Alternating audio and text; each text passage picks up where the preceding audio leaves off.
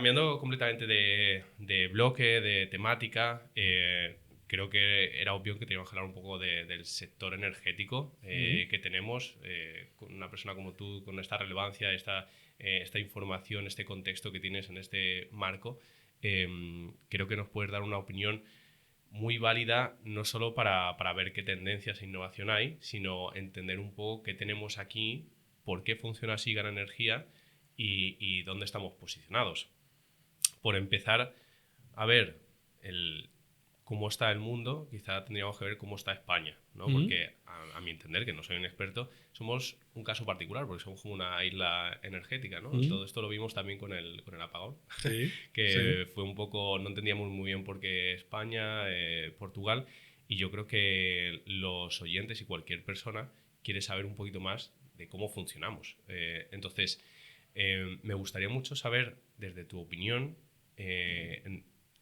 como un poco del marco del apagón, cómo funciona el sistema energético ahora español, porque no sé si compráis solo aquí en España o tampoco sé muy bien cómo va la compra, para ver qué os beneficia más, siendo España un país que está apostando por renovables totalmente, o otros sectores u otros países donde se dan otro tipo de energías. Entonces, por tener este contexto de España, explícanos un poco más en por qué somos esta isla. Somos una isla energética porque nunca ha habido la voluntad política, sobre todo del gobierno francés, de interconectarnos con ellos, que ellos son un gran generador de energía nuclear en Europa, y ellos son un gran abastecedor a países como Alemania, sobre todo, de energía barata y constante y predecible.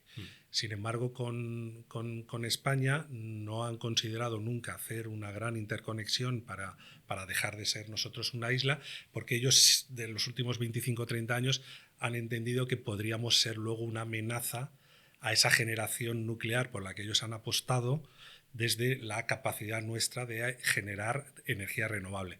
Si nosotros estamos muy interconectados con ellos, cuando nosotros generamos mucha energía renovable podemos mandarla allí a unos costes inferiores a los de ellos, en detrimento de su industria nuclear. Y eso yo creo que ellos siempre han estado, pues eso, arrastrando los pies para mejorar las interconexiones, a pesar de que en Europa hay voluntad política de que eso ocurra, y de hecho, bueno, está previsto un poco duplicar la interconexión en los próximos 5 años. Yo creo que entrará en servicio la nueva interconexión con Francia. Por ellos siempre quieren ser como proteccionistas dentro de su industria nuclear, porque temen que los precios bajos de la energía renovable en España puedan comprometer la viabilidad estructuralmente de su parque nuclear, en el que ellos son muy relevantes porque además son generadores de tecnología. Ellos son generadores de tecnología para el resto del mundo. Prácticamente está la industria francesa y la americana como los grandes proveedores de industria nuclear. España tiene unas condiciones enormes para poder tener energía barata y abundante y ser independientes energéticamente para lo que viene, que es la electrificación de la economía. Cada vez el sector automóvil, el sector del hogar, el sector industrial, cada vez tienden más a dejar de lado energías como el gas o como la gasolina para poder electrificarse, con lo cual la necesidad de energía eléctrica barata es una necesidad que va a ser creciente, y España tiene esa capacidad con las renovables. ¿Cuál es el reto? Pues hay dos retos. La intermitencia de la renovable, que es uno de los problemas que estamos viviendo, y luego el adaptar la red actual, que está pensada a pocos lugares donde se genera y muchos lugares donde se consume. Ya hay que pasar a estructurar una red eléctrica donde haya muchos lugares donde se genera, por ejemplo, los tejados de las viviendas o los tejados de las naves, a muchos lugares donde la red no sirve, tal y como está concebida actualmente, para poder digerir la nueva realidad de generación. Sí. Por un lado tenemos el reto de la intermitencia, que habrá que hacer inversiones en almacenamientos o en unidades de bombeo, etcétera, y por otro tenemos el reto de la red. El apagón un poco viene de que la generación renovable ha crecido más y con más intensidad que hemos adaptado la red para poder distribuirla de forma eficaz.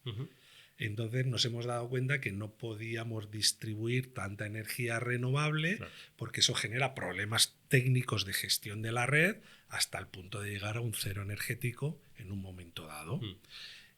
Va a ser difícil coordinar que las inversiones en la red de distribución y transporte de la energía sean completamente acompasadas a la capacidad de generación de energía, porque al final la generación es que tú decidas poner en tu casa unos paneles o en tu fábrica unos paneles. No es solamente grandes plantas fotovoltaicas, generaciones, todo lo que genera y que ya no necesitas consumirlo de una central de ciclo combinado o una central nuclear. Entonces hay dos retos. Por un lado, cómo mitigar la intermitencia de las renovables y por otro lado, cómo adaptar la red a la nueva realidad. Hay soluciones para las dos cosas. Lo que pasa es que ni son baratas ni se pueden hacer en poco tiempo. Claro. Entonces yo creo que... Aquí se ha abierto un poco el debate otra vez de nucleares sí o no, también porque está impulsado desde Europa, buscando soluciones a todo el reto, ya mirando el mapa un poco más desde arriba.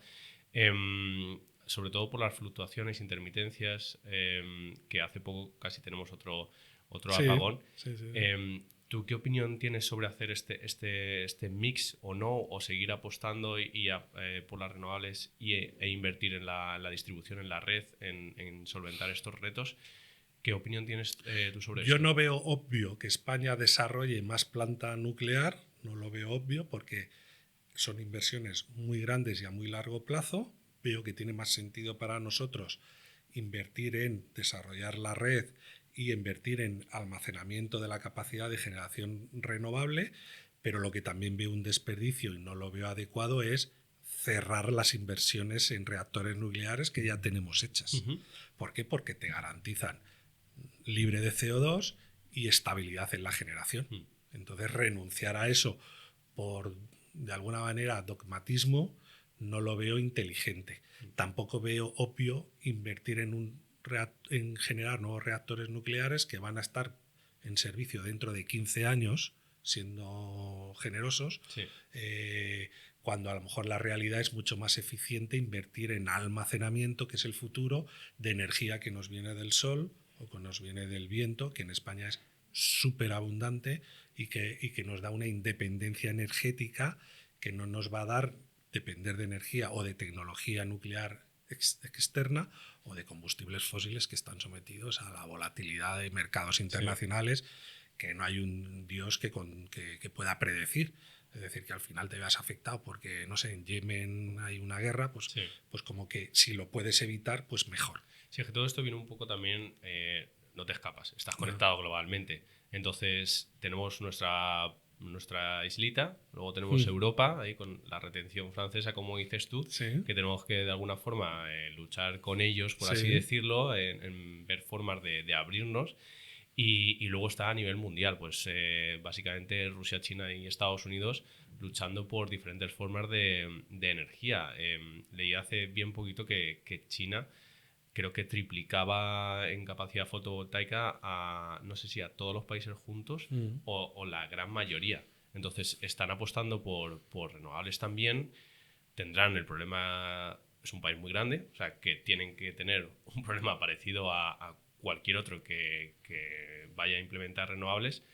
Entonces quizá el reto esté en dos cosas para ver si nos puedes aclarar tú. Una de ellas es, que ya lo decías, cómo distribuir mejor, pero la otra es el almacenamiento energético. Toda esta energía renovable que generamos es instantánea, no la podemos almacenar. Y ahora mismo el cuello de botella real es buscar buenos almacenamientos. Para que los oyentes sepan, se puede almacenar mediante hidráulicamente, con presas, haciendo subidas, bajadas, de otras formas. Ahora, bueno, pues hay algunas ideas novedosas de hacer un agujero, dejar caer un bloque de cemento, por energía cinética recuperas, pero esto es un reto muy grande que tiene la industria aquí, ¿verdad? Sí, es un reto muy grande. Hay solución, hay tecnología, simplemente necesitamos que el precio de esa tecnología vaya disminuyendo. Sobre todo hay dos grandes tecnologías que funcionan y que no tienen ningún problema, incluso son muy eficaces, que es el poner grandes contenedores de baterías al lado de los parques o fotovoltaicos o eólicos. Luego está el bombeo hidráulico que tú dices, que al final es por gravedad. Cuando me es barata la energía o abundante, subir agua en altura para después que bajarla turbinarla y que genere electricidad, que es una obra como con más impacto medioambiental, que a lo mejor hay más reticencias a la hora de implementarla. Está la solución que en España tiene todas las posibilidades, y es que cuando me sobra energía barata, convertirla en hidrógeno, que luego ese hidrógeno poder, como el gas natural, convertirlo en electricidad a demanda cuando me interesa. Y esas tres tecnologías están disponibles, son perfectamente viables. Lo que pasa es que en relación a comprar directamente gas natural o comprar incluso carbón o otro tipo de fuentes de energía, aún hay un gap de coste. Cuanto más se invierta, más bajará el coste unitario de ese tipo de soluciones, y llegará a un punto en el que serán, como ocurre ahora con la generación renovable cuando la puedo aprovechar, que los precios son imbatibles con respecto a cualquier otra. Pues lo que tenemos que conseguir es que el almacenamiento también sea imbatible con respecto a otras formas de generación. Eso es. Has hablado sobre el hidrógeno, y yo creo que he tenido la suerte de hablar con diferentes corporaciones que han intentado apostar con el hidrógeno, también con diferentes actores, y ha sido como una apuesta que no ha llegado o está llegando lento. Está llegando lento. Y no ha llegado en el sentido que diferentes sectores querían que llegase, porque es un vector muy, muy interesante. Y se ha encontrado un poco con el batacazo de la apuesta por las baterías, que ha ralentizado un poco el pico de poder llegar a algo estable de tecnología, y que entonces se reduzcan los precios. ¿Qué opinión tienes tú sobre el hidrógeno? ¿Crees que puede que esté cerca? ¿Lo consideras muy válido para nosotros? ¿Ya lo dejabas caer? Yo ahí no tengo una opinión muy formada, porque desde luego no soy experto en generación de energía a través de hidrógeno, pero creo que seguro que para la gran industria, por ejemplo, la industria petroquímica, sí que es muy relevante, porque es posible convertir ese hidrógeno en amoníaco, y ese amoníaco es muy necesario para la gran industria. Yo creo que irá descendiendo desde la gran industria, desde los usos industriales, a los usos cada vez más generalistas o residenciales. Creo que aún estamos lejos, pero estamos lejos en coste, no estamos lejos en que la tecnología no sea viable. Tecnológicamente es viable, lo que pasa es que el coste de oportunidad, pues ahora mismo te dice que, oye, lo mismo que hablábamos con Gana Energía antes, al final la gente lo primero que quiere es llegar a fin de mes y que la factura sea lo más baja posible. Usar hidrógeno está muy bien, pero si me va a triplicar la factura, pues oye, tengo que ponerlo todo en relación. Vamos a ver qué pasa, vamos a ver si esto es así o no. A la gente yo creo que hay que decirle que la tecnología es que cuanto más invierta en ese tipo de tecnología, y yo creo que los poderes públicos deberían de incentivar que el desarrollo de estas tecnologías, lo mismo que hicieron en su momento con la generación de renovables, la fotovoltaica y la eólica, y yo creo que en un momento dado sí que será posible. Vale. Ahora que tenemos el tema global de la energía, y relacionándolo un poco con vuestra empresa, con Gana Energía, en los momentos en los que conseguir energía barata ha sido difícil, porque ahora digamos que estamos en un relativo momento de calma. Calma cara. Sí. Pero ha habido momentos peores. Sí. Ahí, que os habéis tenido que enfrentar a esos momentos difíciles, ¿cómo os habéis podido mantener en vuestros precios? ¿Qué es un poco la imagen que habéis tenido que dar? Bueno, mantenernos en nuestros precios no nos hemos podido mantener nadie. Hemos tenido que subir precios, porque el coste de aprovisionamiento de la energía era brutalmente mayor. Sí. Para que te hagas un orden de magnitud, pues nosotros estábamos acostumbrados a comprar el megavatio a 50 o 60 euros, y de repente lo teníamos que comprar a 300 o 400, es decir, a 5, 6, 7 veces más grande. Nos pudimos mantener porque, aunque nos subía el coste antes que pudiéramos repercutirlo al cliente, bueno, pues teníamos un colchón y una tesorería adecuada, teníamos la capacidad de poder acudir al mercado de capitales, porque ahí sí que tuvimos que conseguir mucha financiación bancaria para poder cubrir esa diferencia entre lo que me sube a mí de repente y hasta que te lo traslado a ti como cliente. Llegó un momento en el que se estabilizó el tema y pudimos repercutir la subida al cliente final y así pudimos aguantar, pero fue muy complicado. De hecho, muchas comercializadoras no lo pudieron superar.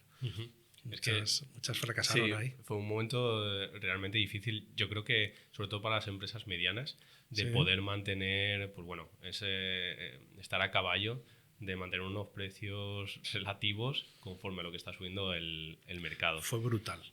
Pues esto es que me parece fascinante como todo lo que está pasando ahora. Quizá la última pregunta de este bloque de innovación es, siguiendo al hilo de esto, ¿cómo ves tú el sector energético dentro de 10-15 años, ya a vistas de futuro, en cuanto a la producción de energía, en cuanto a cómo se trata los datos y la inteligencia artificial va a estar mucho más presente, porque hace 10 años ni la teníamos?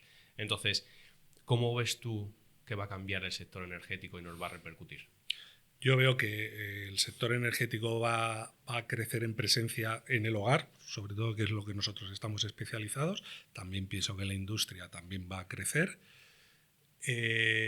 Pienso que la automatización de procesos asistidos o no por IA es una diferencia entre vivir o morir en las empresas. Yo no sé lo que va a pasar, pero no me sorprendería que dentro de X años o dentro de 10 años o dentro de 15 o dentro de 5, no lo sé, viéramos una comercializadora de 1 millón de clientes que tuviera 30 empleados, que eso sería un ratio de productividad, de gestión de clientes por empleados brutal. Y si no, es que no sobrevivirá. No es que crea que es que podemos llegar porque somos no sé qué, es que si no, es que será el estándar. Porque creo que la raíz, el deseo profundo del cliente va a seguir siendo permanente, y es que le atiendas bien y al menor coste posible. Eso no va a cambiar dentro de 10 años. Y creo que atender bien se va a poder hacer bien de forma con humanos y de forma asistida en algunas partes del proceso de atención al cliente. Porque no es verdad que el cliente quiere que le atiendan humanos. Yo no creo necesariamente que el cliente quiera que le atienda un humano por encima de una máquina. El cliente lo que quiere es que le atiendas bien. Y si te atiende bien una máquina, prefiere la máquina. Y si te atiende bien una persona, prefiere una persona. Va a haber partes de nuestro negocio que se van a poder automatizar mejorando a los humanos y habrá otra parte que no.